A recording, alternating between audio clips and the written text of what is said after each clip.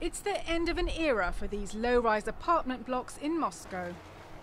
Built in the 1950s and 60s, during the time of Nikita Khrushchev, they were once the height of modernity. But now, over 4,500 of them are being torn down at a cost of 57 billion euros. The authorities say it's to make way for high-rise housing and more affordable flats.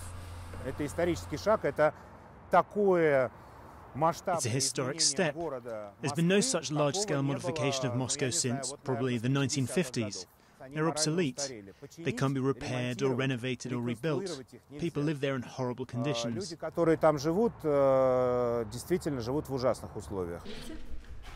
But many disagree. Valeria bought her flat less than a year ago and is one of thousands to join a Facebook protest group. Residents say they've been promised replacement flats of equivalent size in the same district, but not of the same value. And it's impossible to legally contest eviction. I have the feeling that the opinions of the owners is being completely ignored. The attitude of the authorities towards the population is unjust. They take your home and that's it. You have no right.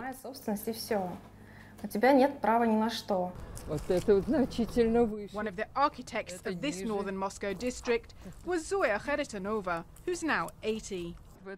She says the idea at the time was to create private housing units for large numbers of Muscovites, a step up from overcrowded communal living. We developed a plan for an ideal city, a communist city.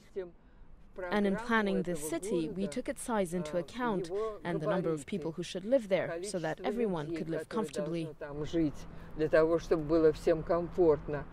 Protesters say the latest move has nothing to do with the welfare of the residents. It's more about property developers making big money. They're worried their voices won't be heard, and they'll soon be forced out regardless.